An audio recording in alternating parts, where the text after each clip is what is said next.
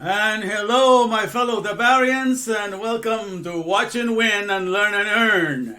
All right, I was having a little difficulties at the beginning. It seems like Facebook says that it's restricting me and it's not going to let me tag or restrict my account. So I'm glad that you're showing up because I was trying to tag as many as I could and was saying, no, you cannot, you're restricted, you cannot, you're restricted. I had to do it over and over again. So I see some of you are here, so that's wonderful. I don't know what's going on with Facebook, but they're doing their own things these days. You know, what can you do? But in any case, all of you are welcome to today. And like I said, I am here to teach you the way of the Torah.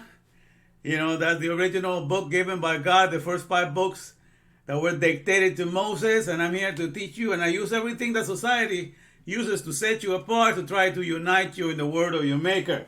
And so that's why I use the terminology, the BLM, for the builder's laws matter. You know, the Torah. The builder's laws matter. And therefore, the LGBT, which means let God be true, must be established. And God there stands for the governing operations director, okay, or the giver of directions, because anybody that knows what he's doing has the capacity to tell you what to do, especially if he made you. So that's the whole idea. And so number 8 today, and today we're going to be looking at the very interesting thing. Let me get you here to my main office here now, so we can take a look at each other here. And let's see. It's good to see even some of you brand new here. I see Chabetta Jones, never see you before. Welcome. You're welcome. Future says Bornham Rhoda. Good to have you too. I'll have new faces here. That's excellent. Let me get here to yes. Let me get to this screen. All right. So here we are. You know, I'm. Like I say, I'm holding my guitar because I want to go over a song that I wrote a while ago, but I think it's fitting for today. The verse, Psalm 150, verse 6, let everything that have breath praise the Lord. Very simple, you know, and there's a little addition that I put at the end there, so we're going to be singing that in a little while. But, like I say, I'm teaching you the Alef-Beyt, and it's interesting that I started teaching, doing the teaching of Psalm 119, if you remember, this August. The last 22 days of August, because there's 22 letters to the Hebrew alphabet, from Aleph to Tab. You know, like in English it would be A to Z, and in Greek it would be Alpha and Omega. Okay, so I was teaching that, and I was teaching Psalm 119 because that's the longest chapter in the Bible, and it has 8 verses dedicated to each one of the letters, right, of the Hebrew letters. So it's a total of 176 verses, and so it explains that, and he exalts. You know, that's why the Hebrew people are called the people of the book, because God gave them a book, and they have to keep that narrative, that book, in the order in which it was given, right? And so the Alef-Beyt, as I explained, the first 2 words, Alef-Beyt, Aleph is for the head of the ox, which stands for strength, solidity, leadership. And Beth is the house. A strong house is the function of a father, and that stands for father in Hebrew, Alef-Beyt.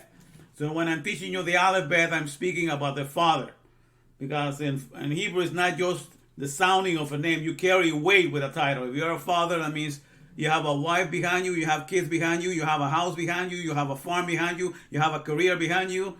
There's a lot of responsibilities that come with that title. Okay, so we're talking about the Alef-Beyt, how to be responsible fathers in an age of fatherlessness, because that's the problem right now. Nobody wants to be the father. Everyone wants to be the kid that consumes everything. So we're talking about this to get you back to this. So it's good to have you, man. I'm glad to see so many of you showing in. That's excellent. I'm glad. All right, we're going to have a good time. All right. Okay. Now, the first thing you will find out that as you are here with me, certain things that I'm going to say, they will challenge your status quo. That means your normal way of believing in things. Because I'm looking at how you can enjoy a mindset that is connected, you know, to your Heavenly Father in the here and now. That just like David said, whom have I in heaven but thee? And there's no one else, nothing else that I desire on earth but thee. So to him was to be in touch and connected with the Father in the here and now. That was the main reason for the Torah to be given, okay? the idea that we're going to go to heaven and then we get to think later is, it's not really conducive to having the right relationship you're supposed to have to God.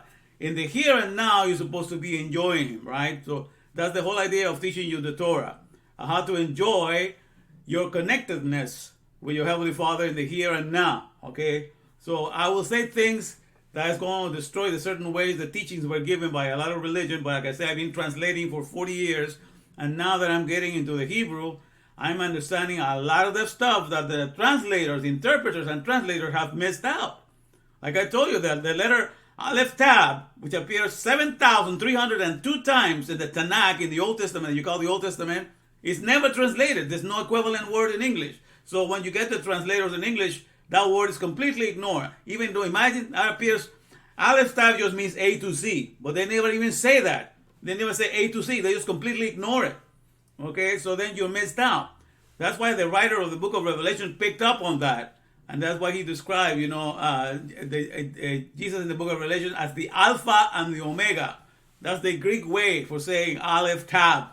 Okay, because that was the word that was ignored, by the translators, of the Tanakh. Okay, but I'm teaching you all these words that I'm teaching you that one. So I'm teaching you everything. And the whole purpose, really, that you'll find out that the Torah is very amazing in that sense. Now, right now, I'm going to play something. It's about 5 minutes long.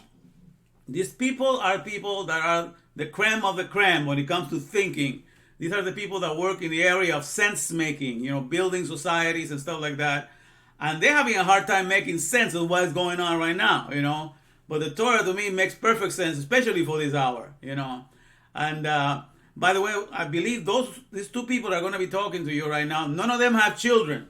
So that right then and there, if you don't have children, you cannot really enter into the Torah, because the Torah is about building the human family. So if you have children, you're already way ahead of these people, because then you understand the Torah even better, because the whole idea is about building a family and being leadership in that family and having that fellowship there in the family. So these guys are the creme of the creme when it comes to intellectual thinking. So they're going to tell you something. At least they're intellectually honest in that they say if they understand something or they don't. But they're going to advise you here on something that people usually have. People have the idea that they want to be right about something. And when then somebody proves you wrong, you feel bad because you don't have anything to stand on, okay? But the whole idea is, many times we need to be proven wrong. If somebody can prove us wrong, that means there's something else that is lacking. Because if I have a solid grasp of something, nobody can really shake it and take it away from me. Like, for example, what your name is. Nobody can convince you that your name is otherwise. You have a solid grasp on that, okay? So that's what I mean. When you have a solid grasp on something, but if you believe in something just because it's been a tradition, but somebody can come and shake it loose, you better listen to somebody else's objective point of view to see if you can learn something, okay? Because the whole idea is for us to grow on a daily basis. So this guy talks about this subject. We're going to hear that about 5 minutes. I mean, it's almost about 4 minutes and a half. And then when it ends, I'll be here with you guys. And then we enter into the lesson for today. All right, so let's get into this. Let me take you here. Dun-dun-dun. Okay, here we go. I think possibly. You're going to have to tell people what a dialectic is. How is it different from a debate? So, yeah, this is an important topic. I saw you and Eric Weinstein discussing this a bit. So dialectic is the idea that you can have a couple different perspectives that each have some truth value in them, but maybe neither of which are the whole truth. And that rather than a debate where the idea is one of them is true, one isn't, and there's going to be some kind of rhetorical warfare, and then someone will be the winner at the end, there's a co-exploration coming from different perspectives to see, can we actually find a higher order truth together? Dude, I'm super obsessed with this. So the idea of trying to find a higher order truth, this is, you want to know what really grinds my gears? The fact that, do people not give a shit about what actually works? Like, I swear to God, people just want to be right. And as somebody who used to be stuck in that loop, I get it. I have empathy. I fucking have empathy. But man, everything in my life changed when I stopped trying to be right. And I started saying, because my thing was and trust me when I get the example I'm about to give you is like game A to the max. But when I was younger, my focus was entirely on getting rich. But I wasn't acting like I wanted to get rich. I was acting like I wanted to be right. And so there was a day where they collided, and it was like I was arguing for an idea in the business because it was mine, and there was a voice in my head saying, you know, this is wrong. This isn't going to work. This is going to move the business backwards. But I needed to be right. And so I kept fighting for it. I ended up getting my way. My partners left, and I was like, what the fuck am I doing? Like, I know that what I just convinced them to do will move us backwards. So do I want to be right, or do I want to be rich? And finally, I realized, Jesus, man, if I could build my self-esteem around something else, then I could actually achieve my goals. But if I was focused on just being right, that I was never going to get where I wanted to go. And when I look at the screaming that's happening right now, I don't think it ends in actually improving the situation. I don't think that by the rhetoric that I'm seeing about like defunding cops and all that, that we're actually going to get to the beautiful place that I think people want to get to. So it's like, you're not going to be able to figure out how to actually solve the problem unless somebody can propose, hey, let's defund the police. Okay, rad, let's look at that. Hey, no, this is what we need to do over here. Cool, let's look at that. Like when you can actually stop and look at it, you can get to the goal. But like I said at the beginning, most people don't know what their actual goal is. They can't state it. And then on top of that, they're so worried about being right or sticking to the party line or whatever that they're not in this dialectic where you're bringing like Lincoln with his team of rivals. I was like, that's so powerful. In a business, I go way out of my way to make sure that my team challenges my thinking. That if you're an intern, challenge me. If you think I'm saying something stupid, fucking tell me. Because I might be actually being stupid. And I have so much on the line. All I care about is the truth. And that's like one of those things. It will be better for you. You will be happier if you focus on actually getting what you want. But it's one of those things, man. The physics of being human, by default, people want to be right. By default. Doesn't mean that they can't switch it up and change. But Jesus, by default, people want to be right. There's this TED Talk this woman gave. It's one of my favorite TED Talks, and I think it's called On Being Wrong. She was describing a book she had written, which was studying the psychology of humans' experience of being wrong. And she asked the audience, what does it feel like to be wrong? And people said embarrassing, shameful, whatever. And she goes, no, that's what it feels like to find out you were wrong. What it feels like to be wrong is to feel right, right? Typically, we actually think we are right about stuff we're wrong about. That's insightful. And what it feels like is righteousness. And so you were fortunate in that you knew you were full of shit, right? That was actually fortunate. Most people, when they are righteous and adamant and filled with, passion and certainty, actually think they're right. That's much more dangerous because then it becomes harder to reflect on what the fuck am I doing.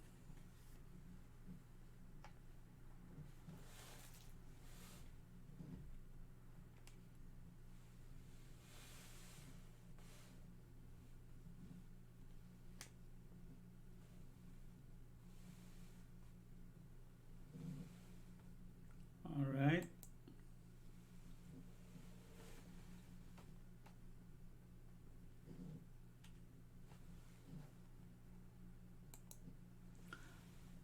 All right. So, I see some of you there. I see you on the screen too. All right, very good. But let me take this out. All right. So as you can see here, as you saw in the video that we just noticed right now, the guy was talking about, a lot of people just want to feel that they're right about something, and that's where they get stuck, But as the Bible said, there's a way that seemeth right unto a man, but whose end thereof are the ways of death. So it's always got to have a mind open. Now, one thing that I'm trying to teach you is that when you work for the boss, when you work for a company, okay, for a creator, it is the one that hires you and the one that gives you his, manual, what I call the teachings orderly regulating all humans that works there, a little Torah, Torah, because when you're not working for the boss of heaven, the one that created heaven and earth, you're still going to go work for another boss in this alpha simulated retarded garden of this physical world, and they're going to give you a little manual, and there are teachings orderly regulating all the humans. That's a Torah there for you to follow. So you don't escape those teachings, okay? That they're teachings that are given to you. So in any case, when you go to work for a company, it is the boss that's going to tell you when you're right. When you do the work right, hey, you're right, man, you're doing it right. You know, and so it is the one that reserves the right to say that you're doing something right. You don't go to a company to say I'm doing it right no matter what. No, you go there to be corrected and taken instruction by instruction, so then you do it exactly in the mindset of the maker. And once you're established in the same page of the mindset of the maker, he tells you that you're right, and then you know you're right because you've been approved by the maker. So the whole idea of you establishing I'm going to be right no matter what, that's not really the way to go. Now, some of you know, let me tell you, for the new people that are here, first of all, you're welcome. You know, I created this group, by the way. Let me give you a rundown on how this works. The COVID-19 Men Group is the name that I took for myself because the COVID-19, it seems to be the virus that everybody's fearing at this hour. So I decided to take the name of something that everybody fears because it's going to give them much harm. And I think that I could take that name for myself, and with the word of my maker, I can bring you a lot of good to your soul. And as you happen to know, I am not a citizen of the United States. I came here from Puerto Barrios, Guatemala. My parents brought me here when I was young. And they all, I filled out their paperwork. I did all their paperwork for them so they could become temporary residents. And then I did the paperwork so they can become permanent residents. And I did that for myself. So I stayed at the level of permanent resident here. And then I helped all of them. And so all my relatives, my father and my mother, all of them became citizens. They took the citizenship and they're all citizens. I remain as a permanent resident. Because to me, the Torah, the teachings of the Maker of Heaven, they're higher than any countries in the world. For one thing, they not condone abortion. God never stipulated a rule that you can kill your baby. So those things were never put into thing. And so when a country agrees as a nation, I could not become a citizen of that country. And most nations in the world right now approve abortion. And so that's one of the reasons that I stay here as a permanent resident, because when you take your citizenship, you pledge allegiance to the Constitution and to the laws of the land. So I'm not going to be an accomplice and partaker of any land in this fallen world that does not get the closest to what the Torah demands, from the behavior, from the best that humankind can do once you're indwelled with His presence and filled up with His word. So I cannot vote whether I wanted to vote for Biden or Trump. I cannot vote because I'm a permanent resident. Permanent residents don't vote, only citizens. So there you have it. But I created this group where you can put in your own ideas, is to share our mindset of the things that help you to be able to overcome the mentality, the bombardment of ideas that come your way, and I want to make you doubt, your stability, in this world. And so that's what we're here for. And I thought of making it in such a way that even though I only make $15 an hour, it's not like I'm making a lot of money, you guys. I make $15 an hour like the average Joe, because pretty much that's becoming the minimum wage right now everywhere, right? So I am proving that with this budget, I pay rent, I do everything, but with the budget that I have, I can give away money every week. I give $150, 3 prices of $50 a week, which means that if you learn to discipline yourself, if you learn like fasting, like I only eat one meal a day, and my body's used to that now, and all of these things, if you're able to discipline yourself and you learn the art of fasting and you do all these things, you're able to be beneficial to your fellow men. Because the whole idea to me that the Torah has teaching me is how to do the most for the people by getting the least for myself. That's my motto. I want to see how I can do the most for the world by needing the least from anybody. And that's how I conduct my life. And now that this pandemic has happened, I saw a lot of you, you were taken aback and terrorized by this. But I can see right away, that I thought I should better open this. And that's why I started this thing on March 24. I started this group. And officially, so the interesting thing that I was thinking as I was going over this, because today, this year, matches the same exact year when I was born. I was born in 1959, so I'm going to be 61. Come this December 25th, I was born December 25th, 1959. And this year happens to be exactly the same year, it's the same days. I was born December 25th, 1959 on a Friday, like around 8 in the morning. That's what my dad told me. You know, he tells a story because it was Christmas Day, and they had to get a midwife, you know, to come and help my mother deliver me, because my mother was not going to deliver me in the hospital because the first child that he had died at the hospital a few days. So he decided all of us were going to be born home. So my father was going all over the town trying to get a midwife, and they were all drunk because, you know, it was like good the 24th to the 25th, everybody gets drunk over there in Guatemala. So you're having a hard time finding a sober lady to help. But finally, around 9 o'clock, you found a lady, you know, that was helping. And so that's how I was born. But it was a Friday, I was told. And this year is going to be a Friday again. Okay, I'm going to be 61 on a Friday. The same thing of year. So I started, interesting thing, I started this group, the Covid-19 Man, in March 24th. So that's 9 months again. So I've been 9 months incubating this idea of the COVID-19 Man. I've grown a lot of it as I've been sharing this with you. My understanding has exploded a lot because I'm getting in depth into the Hebrew right now. So I hope that you are, you know, also learning with it. So very interesting. I find that very fascinating, you know. But in any case, remember, there's the one that hires you, you know, and the one that employs you, the one that calls you where you write. So that's why you need to learn and be always open to learn something, you know, something that is going to make you especially of more use to your fellow men, and do things contrary to whatever the world does, you know, because you don't have to follow what the world is doing. So you don't need to fear that, you know, that I stand for something. I stand for the Torah, and that's what I teach you here, because that's what has helped me to be the kind of person that I become. You know, the kind of person that thinks the way that I think is all because of the things that I learned from the Torah. So I'm giving these lessons to you. All right, so let me see if we can start with a song. Then we start with the teaching. I have a song here. Let me see if I can have it. Yeah, here we go. This is for the teaching for today, but let me see if I can find the song here. Let me scroll through here. Yeah, this is the one. All right, so this is the song. Okay. Let everything that have breath praise the Lord. All right. Let's see here. It starts with in the middle there. Let everything that have breath praise the Lord, and then we're going to go to the top. You know, just follow me. Let everything that have breath praise the Lord. Let everything that have breath praise the Lord. Let everything that have breath, let everything that have breath, oh, let everything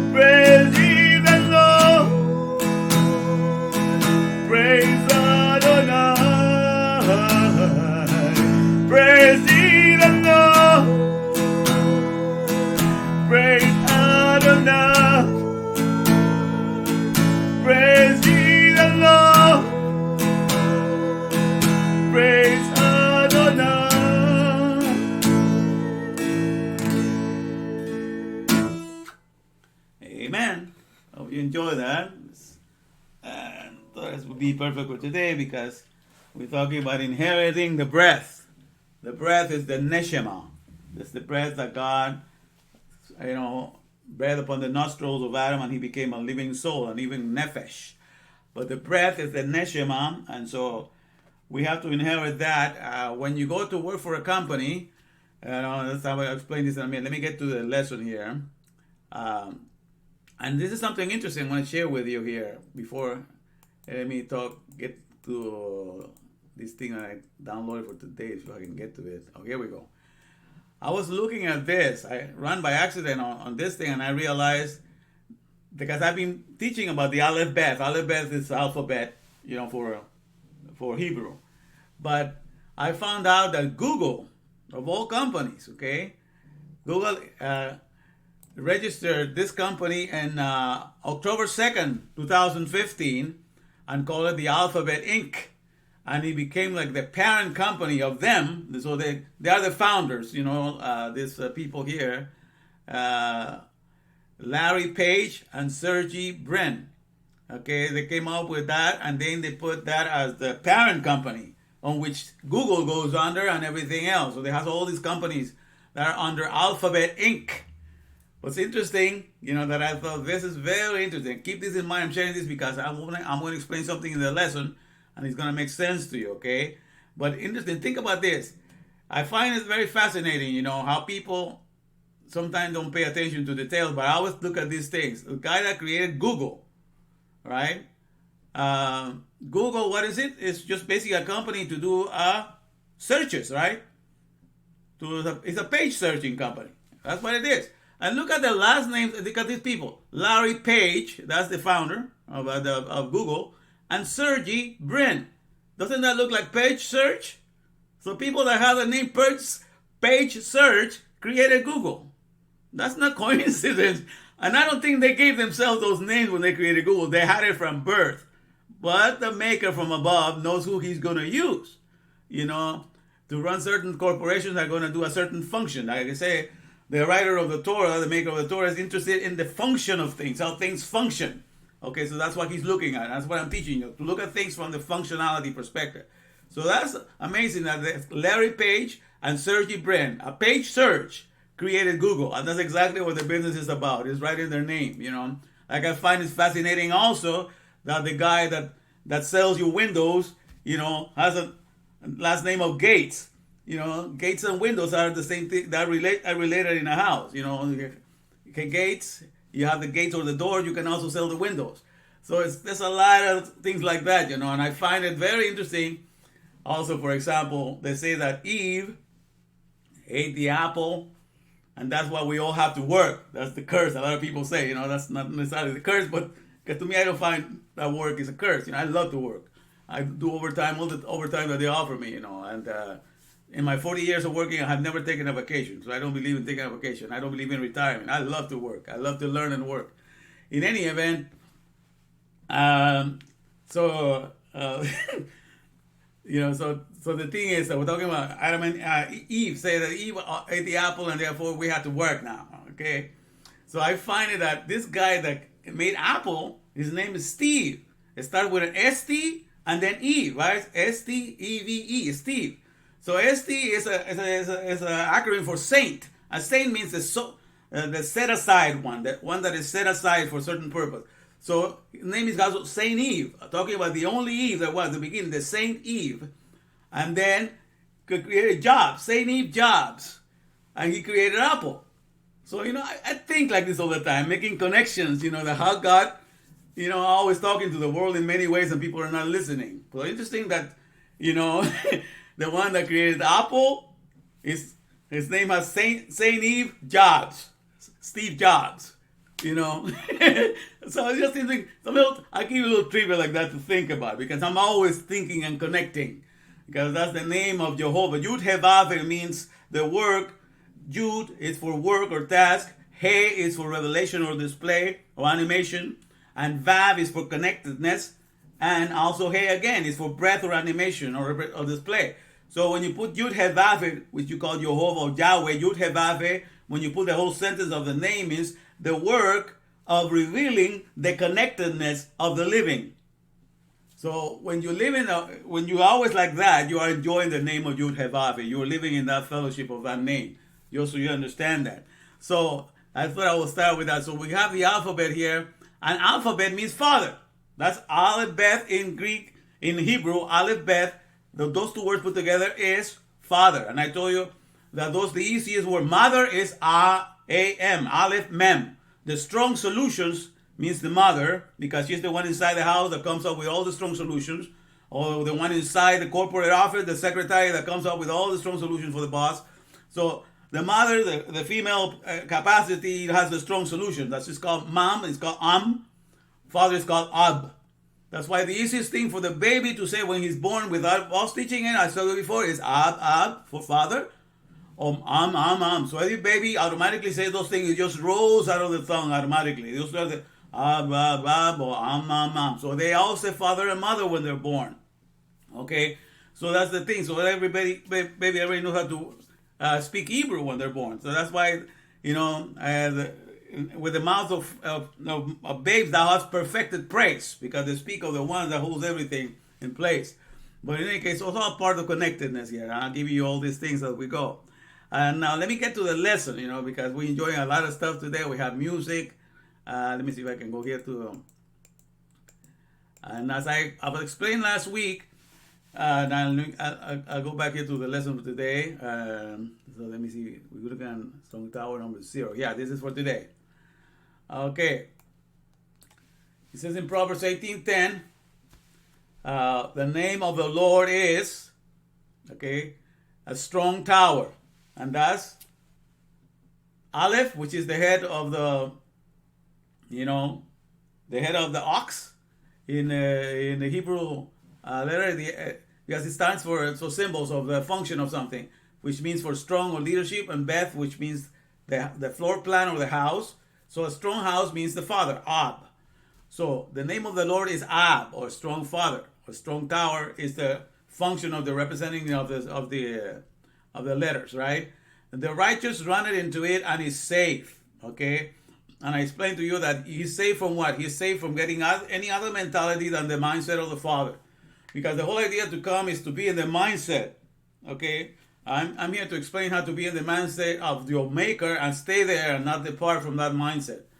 And so then I put this just a way of reminding that we had Sergey Brin and Larry Page that just made their parent company, Alef-Beyt Inc. And Alef-Beyt in Hebrew means father. So they probably don't know this, but they say that they have a father, and that father is the one in charge of all their companies, and they put it on top, and they are the founders of that. So I found that very fascinating. But in any case, I explained to you that this is in Hebrew. In Hebrew, you read from I'm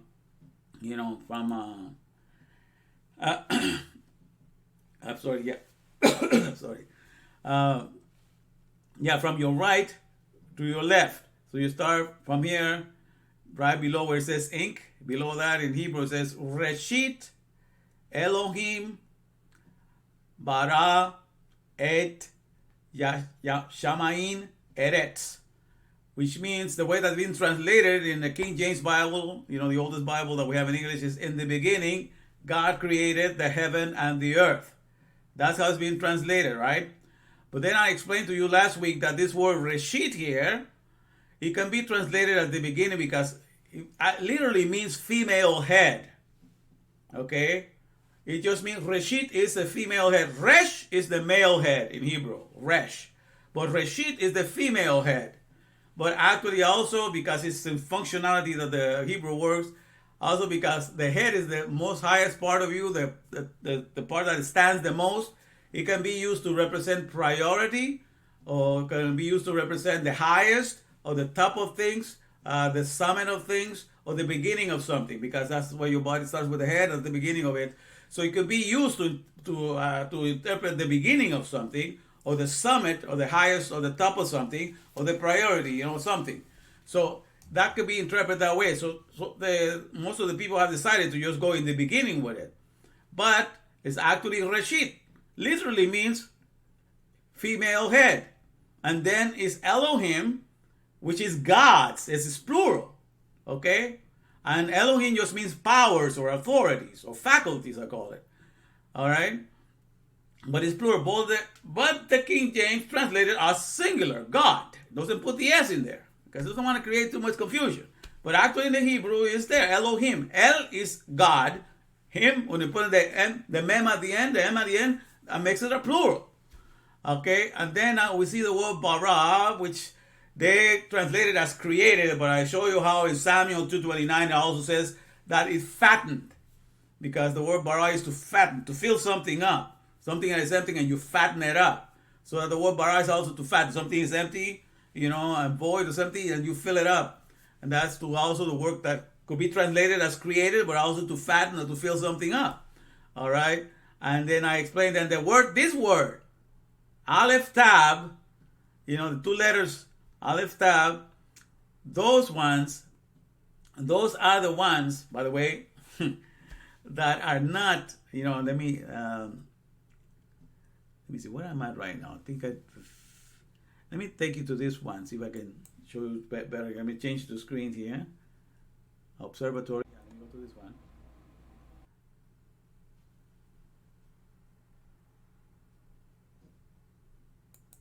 Oh yeah, now you can see my hand. That's why I'm gonna put this one here.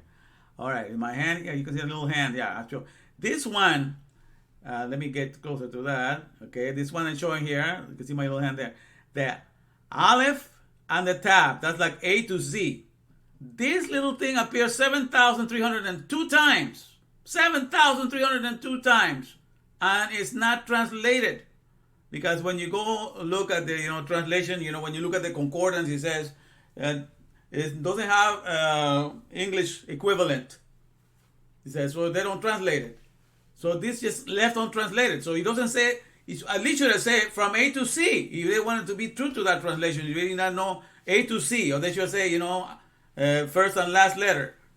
But they just left it blank, and they ignore that, and then they go to Shamayim, which is heavens, which is the next one over here, which I'm putting here, the heavens, and then Eretz for earth. So this is heavens and earth. So I explained to you that how, let me get out to this one, that going through the scriptures, because I look at the book of Proverbs, and I went down the line, and then I saw that it says, wisdom is the principal thing. It says in Proverbs 4:7. Wisdom is the principal thing. And that word principal thing is Reshit.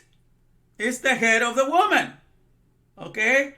So then you realize that the whole book of Proverbs is dedicated to learning wisdom.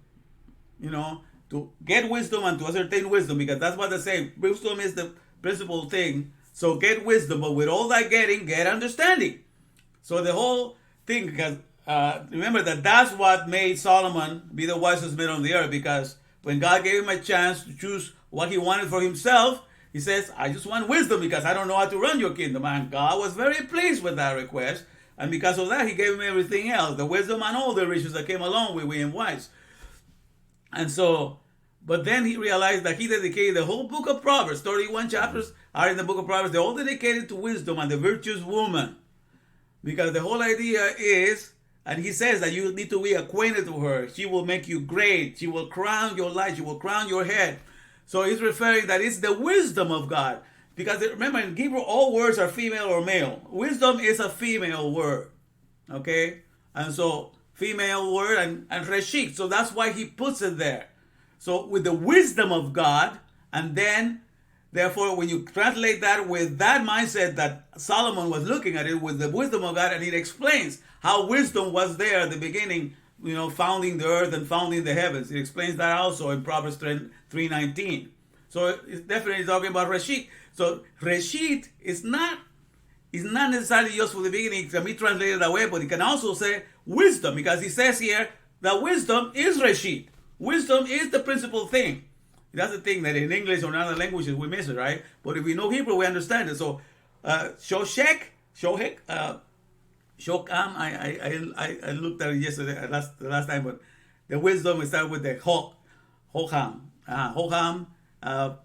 Wisdom is the Reshit. So you can put it in there. So wisdom, and then I thought of Elohim means powers or authorities. So I put faculties. Faculties is the power to learn certain things from different things. So wisdom faculties configure. Configure means to put everything together. From A to C, heavens and earth. So when you translate it the way Solomon will look at it, wisdom faculties, then I'm being true to this translation. I'm putting a female in there because wisdom is a female, and I'm putting faculties plural, like saying powers, the faculties, your reasoning powers or reasoning faculties or reasoning, prowess or, so he's relating that the faculties of wisdom configure, put together from A to C, heaven and earth. So in that translation, you're not looking at time, okay? You're looking at being in the mindset, okay, of God and having his wisdom and listening to all that it says in Proverbs, to be in that mindset all the time and to always work and walk with wisdom. So wisdom faculties. So that's a perfect translation, you see? The head of the woman, which is Reshit and represents wisdom, because, the woman has the strong solutions, but it's just the name of mother. She has the faculties, wisdom has faculties to put together from A to C, heavens and earth. So then you realize that the Bible here is teaching you something much deeper than just a story of what happened in the past, but something in which you can be in the here and now, rejoicing in the wisdom of God to be able to keep everything new. Because the whole purpose of the Bible is not just to give you a story of nice things that happen, but to actually introduce you to the way that God thinks, the way that God feels on a daily basis, on a constant basis. And that's what I was trying to tell you last week, that the way that we employ time in our day and age in which we live, we look at time as something by which we are going to get something out of it as time progresses. I'm going to win the lotto. I'm going to get that good job. I'm going to get that great promotion. I'm going to get the man of my... There's something that is lacking in you, and you're looking at time as something that is going to bring it your way as you sail through time. So you're looking at time as something that is going to, better your future. Like you lack something right now, and then as time progresses, you say, I'm going to get it. All this mindset is idolatry. Okay, now I'm going to teach about the word idolatry. It's very interesting. It has to do with the Father too. But in any case, all these things is just nothing but idolatry, because you are hoping that there's something else better than the mindset of God. There's nothing better than the mindset of God. Understand? Once you are in that mindset, that's why David says, "Whom have I in heaven but thee?" And there's nothing else that I desire on earth but thee. So it didn't matter where he was in the mindset of God. That was that mattered to him. Because we were made in his image, that means for him to flow through us. We were to be his avatars in which he was going to present himself upon this earth. That's why he is the Lord of heaven on earth. We bring down that idea of making a heavenly existence for our fellow man. That's the whole idea of doing this. All right, hang in there. We're going to get to the questions pretty soon. Let me go down a little bit further on this. Okay, so once you understand this, it says, and the earth was without form and void, and darkness was upon the face of the deep, and the Spirit of God moved upon the face of the waters. Genesis 1:3, and God said, let there be light, and there was light. Okay, and these words I want to explain to you. The word light, I want to talk about that in Hebrew, and the word good, as in verse 1:4, and God saw the light that it was good. So light is or, and good is tub. I will explain that to me as we go down. And then I put a little verse here, 2 verses from Psalm 119, verse 129, which is dedicated to the letter Pe, for the mouth. Pe represents the mouth. And says, thy testimonies are wonderful. I'm going to talk about this word wonderful, what it means. And therefore doth my soul keep them. And then the entrance of thy words giveth light. And that says what happens here. The entrance of thy words, one word. And what the word is? The bar. I'm going to explain that too. When that penetrates you, when it comes into your mindset, it gives you light. That's when you can see things from God's perspective. So the whole idea that and God said, let there be light. Well, he was saying, let the entrance of his word, the entrance of his instruction, display what I have in mind to do. So the entrance of his instruction was coming in, and therefore there was understanding. So when you go work for a company, you enter into the mindset of your business there. You're in the same page. and then the bar, the word is delivered to you. The manual is delivered how to run the economy, and you know what to do. So that's when you work in a company, you're not looking at time as something that you're gonna get, something good that you're lacking now, but you already have everything that you need. You're just there to deliver the product, and to make sure that everybody else, for example, in the economy of God was the revelation of his mindset. Okay, the whole brilliant, resilient garden, knew how to replicate itself. In the DNA and the RNA of all plants and insects, they know how to duplicate themselves. They know how to be fruitful and multiply. They don't need manpower for that. But when we go to the cities and all these man-made plants and factories, they need our manpower. We got to erect the plant, the man-made plant. We have to build it up from the ground up, create the ceiling and the tower, the heavens and the earth for that Alef-Beyt, the little strong tower, and then from there, then we go out to put our own power in there, manpower, and it runs by manpower. And so it has to use all of us to do something in it, right? So, but that's what happens, So, but the entrance of thy words, give it light and give it understanding unto the simple. Now we look here at or is light.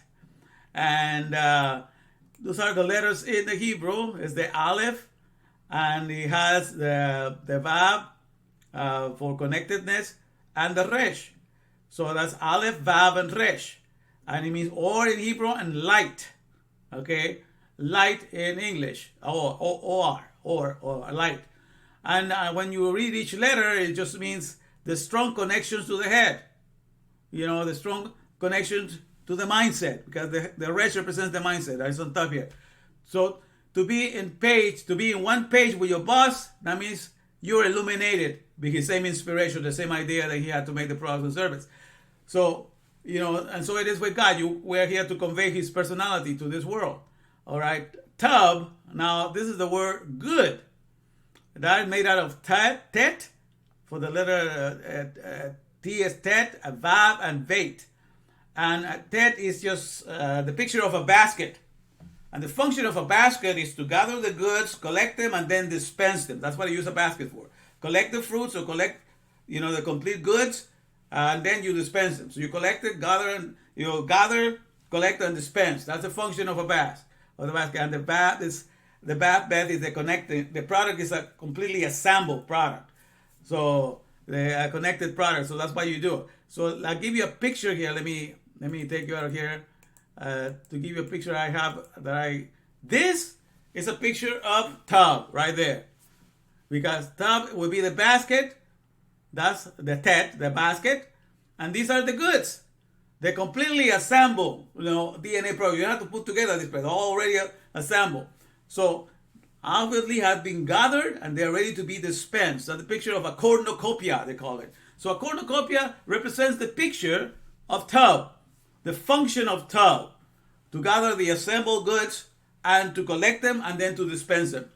That's why the whole world, when it was wicked, when all men had wicked, God saved it on the picture of tub. Because the ark worked as a container. The ark was the basket that was collecting all the living organism, all the animals, the complete DNA of an animal and the complete DNA of man. That's collecting them, so it gathered all of them in this basket that floated, and then it distributed. So it gathered, collected them, and then it dispenses them. So the whole picture of tub, of what is good, is revealed in the salvation of the world, in the story of the ark. So when you understand the meaning of the things behind the word, you understand where the picture of tub can be found. And then you can start, going in your mind and connecting everything, how tub is found in so many things. But that's exactly tub, the idea of how tub, the tub mode. God made sure that everything, when he said it was tub, that means that everything functioned like that. Light functions that way. Okay? I had something to show you about that. We didn't have the time to put it in, but the way that the function that light travels and is, the neutron is hit and the photon is hit, and then it revolves and then it dissipates again and it diffuses. I had a beautiful video to show you that, but I couldn't get it on time. But all of that is how the energy is captured, collected, and then dispensed. And that's what the light does. And that's what it says. That is the function of tub. The way that you multiply in your cells, your cells collect your DNA, they gather it for a second, and then they distribute it to the next cell. So the whole circle of the mitochondria and everything that happens in the cell, the cell is a basket that collects the DNA and the proteins, and then it dispenses it to the next cell that is being born. The whole process is tub. See, that's the whole process of the living. Everything that is transmission, the transmission of light is for that purpose. Okay, to be transmitted that way. So there's a purpose. There's something for which the character of God is being revealed, and so therefore you have everything already prepared for all of that. So let me get back to the lesson, and we're going to finish here. We're almost getting to the end. Don't get okay, let me get to the here we go. So there's Bob and Beth. So we're talking about that's the basket that collects the goods and dispenses them. All right. And then the word Pele, which means thy testimonies are wonderful. Therefore does my soul keep them all. Pele means just wonder, marvel, something that is a miracle. Peb, Lamed, Aleph. Peb is for the mouth. Lamed is the Lamed is for the shepherd's staff. The Lamed means authority or teachings or guidance, because that's what the shepherd uses his staff to guide his sheep. And Aleph, it just means strength or fortification. So it just means the mouth or the pronouncements or the sayings of the guidelines of fortifications. So when you have a wholesome word, what happens? When you know the word car in all of its connections, because you know the whole thing, how the transmission is put together, how the radiator functions, how the catalytic converter works, and everything, you know how to assemble a car, then you don't have an echo chamber. You're not a consumer. You're a producer of cars. So when you know a whole word, a wholesome word in all of its fullness, you are a wonder maker, because you create more cars.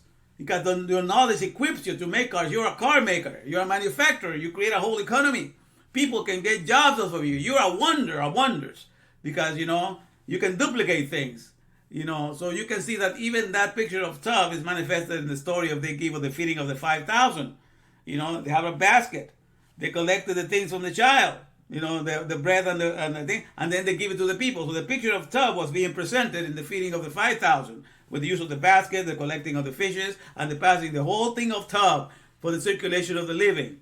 So the whole thing is there. You gotta just wonder and pick up as to where it is, and then you can see all those things, and it's beautiful when you're in that fellowship with the Hebrew words. And so Pele is wonder. You become a wonder worker.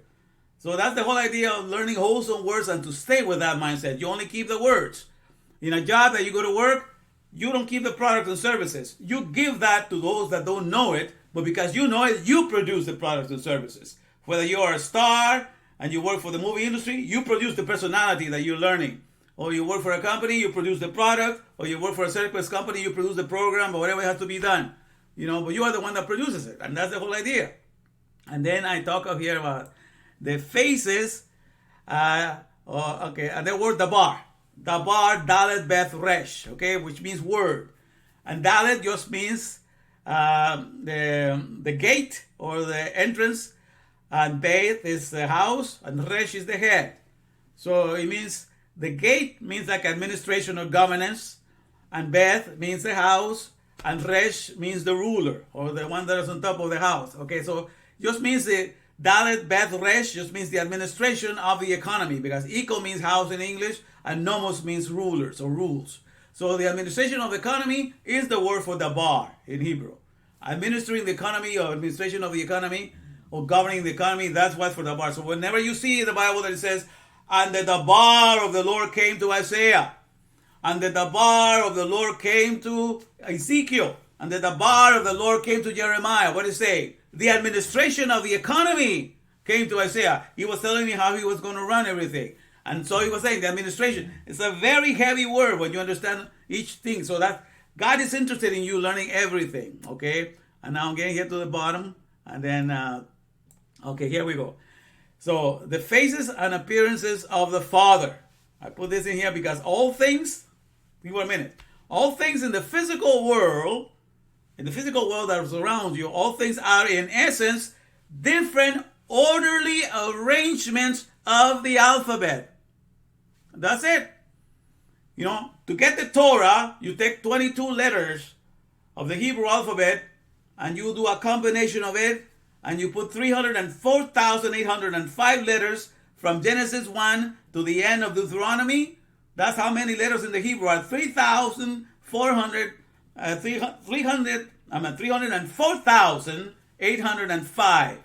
304,805 letters to make a whole Torah. And that puts you in the connectedness so you can enter into the mind of your maker to represent him here. Okay? But then everybody else that makes a product, they write a manual. They do a patent. And it takes many combinations of the alphabet of their language to put it together. And then that combination, that orally combination, is the life of the product and service. And they patent that, and then let anybody own it. Okay? But the Torah is yours. That's what was made for you and I. And everybody wants to go work for somebody else's Torah, somebody's teachings orderly regulating all humans working there. You know, when you can have this one for yourself, and these are the things people reject. But I'm telling you how much fun I'm having with learning this. So it says, all things in the physical world are in essence different orderly arrangements of the alphabet. Okay? Therefore, only the keeping of those orderly arrangements is what guarantees the existence of the physical world. Then I put Torah here. That's the incomparable teachings overtly rendering altruistic humans. That's why I like to give the title to the Torah, because that's what it does to you. When you understand that you're basically a word carrier and the keeper of that order of those words, you know, life becomes so simple, really. And then it says, at the surface, you know, so at the surface, the Torah, the surface reveals the setup of creation. Like when you read it in the beginning, you get an idea of how creation was put together. But when you read it at the core, when you get down to the letters, at the core, it delivers the mindset of the Creator. Because that's the whole idea. I'm teaching you from the perspective of being in the mindset of the Creator in the here and now. Okay? For you to bring heaven on earth here for your neighbor and your fellow man. All right? And that's the whole idea. And that's what we can do. Nothing to despair, because the whole idea is to connect with him, and then life is so enjoyable. All right? So, are we ready for some questions here now? All right, let me see. Here we go. All right. Dun, dun, dun. Okay, let me see if I can take this down for a second. Okay. Now let me go to this one with a picture. All right. Okay, here. Now let me bring you guys here so I can start asking my questions. All right, let me see here. All right. Perfect. It's good to see you guys. Okay, then first question for $50. Now, for those that are new, the way that if you happen to win today, the only way I pay, sir, I use Zelle. You know, I will have to get either your cell phone, or you have to be registered to sell, and I can send them $50 either through Zelle or to your cell phone or to an email. All right, so that's the way I can pay. That's the only means that I can pay that money. And usually, all the monies that are won on Wednesdays are paid on Friday mornings. That's when you will see it being delivered to your account or to your cell phone or to your email. Okay, so that's how we work on this thing. All right, let me get the first one here. Now, the first question. All right, now let me see. Let me get down all the way. All right, so here we are. Okay, let's see if you were paying attention. I'm going to make it a very easy one here, okay?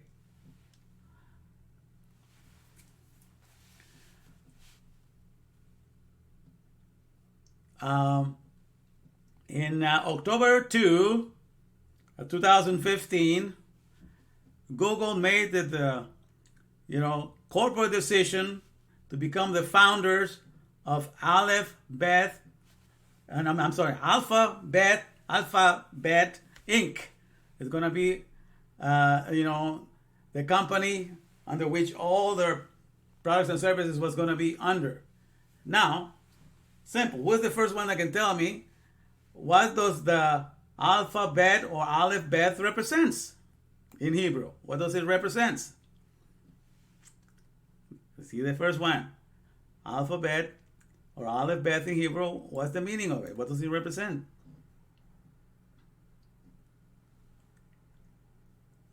Let's see.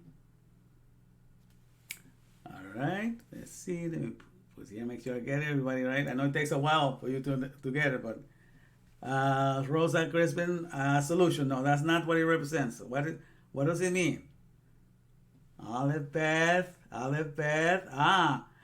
Brian Wanta is the first one coming through as father. Exactly. In Hebrew, Ab or Alef-Beyt put together means father. So you got it, Brian. So Brian gets the first $50. So Brian Wanta, $50. All right.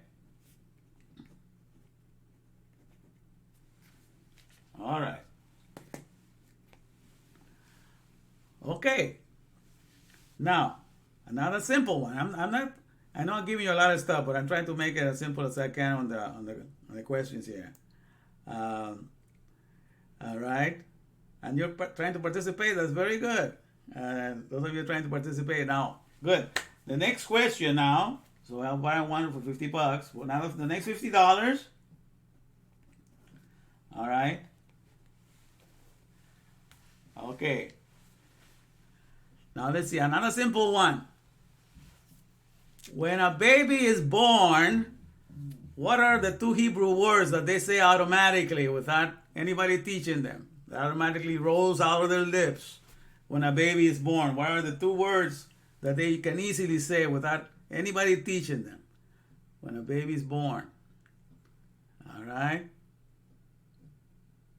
Let's see here.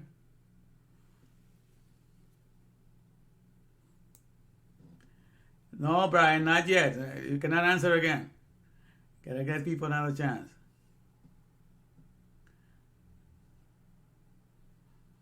Abba, mama. Okay. All right. They don't exactly say it that way, but that's close enough because yes, Ab is father. Abba is like saying daddy. Okay, it's like saying be more dearly. But you say mama, but there's an in there in the middle, so I'll take it. Okay. So ab and am or ab is what automatically rolls out, and I like that because so all right. Oh well, ab and am. Okay. Very well. What I'm going to do, I'm going to give it to Rosa because Rosa said exactly like that, all right? She gave the exact answer and almost at the same time of you, Andy, but she said it with the exact one. So that's, with the one that's more exact, I'm going to give it to her. So Rosa will get this one, Rosa Crispin, because she said exactly how it comes out. Yeah, that's automatically, it just rolls out automatically. $50. Very good. Congratulations.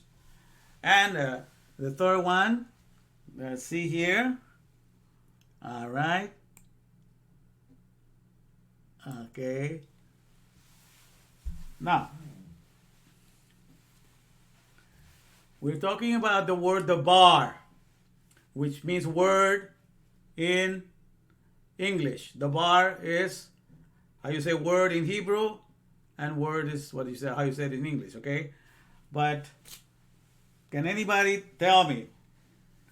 Because the letters are Dalet, Beth, Resh. All right? Can anybody tell me what does that stand for? Dalet, Beth, Resh. Dalet, Beth, Resh. For the bar. That's a very hard one. That's the hardest one of the two. But let's see, somebody else has been paying attention. And it cannot be the ones that already won. It has to be let somebody else think.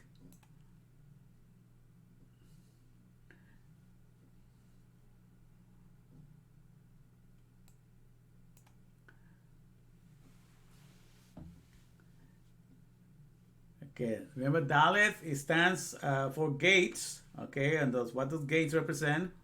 And Beth means the house. Okay. And Resh means the rulers or the rules. Okay? So when you put it all together, what can you say about that?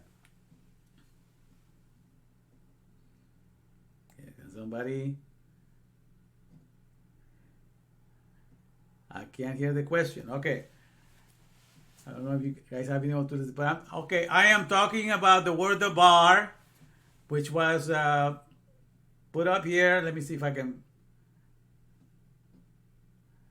The word the bar, what does it stand for? Let me see if I can put it here for you guys.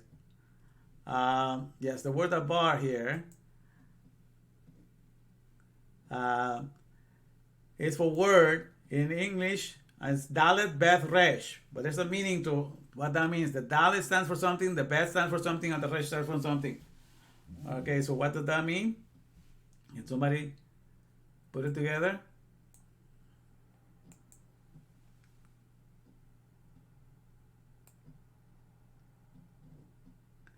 Strong tower? No, not strong tower. Strong tower is the father. Strong tower connection? No, it's not.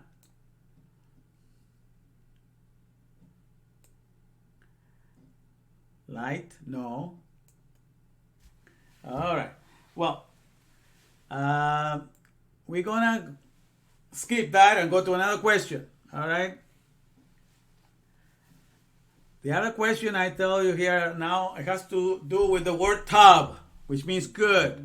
And God saw that the light was good and saw that everything was good. And I told you that the word tab, you know, the word tab stands for, you know, for the basket and the things that are collected in the basket, okay? And so, can you give me a picture of something that I mentioned that represents the word tab, you know, in something that God did for the world? Can somebody tell me that? Something that represents the word good or the word tab in something that God did for the world or to the world. Can anybody remember the picture of tab? Okay, that's just another. No, double. Gotta give it to somebody else here now. Consume, gathering